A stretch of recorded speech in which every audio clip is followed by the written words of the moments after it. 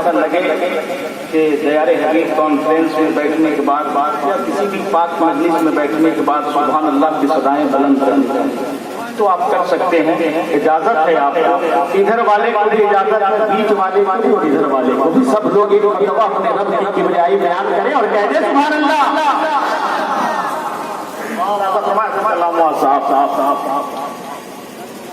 के दुनिया दुनिया में बात है लाख मगर वो हुस्न सारा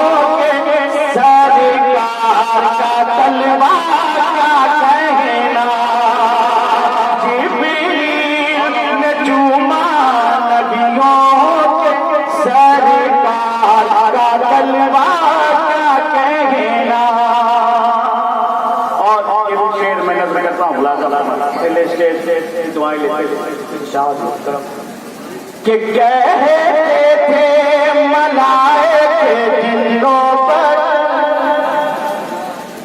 कहते थे मलाइके जिन्नों पर अय्यूब मुबारक हो तुझको।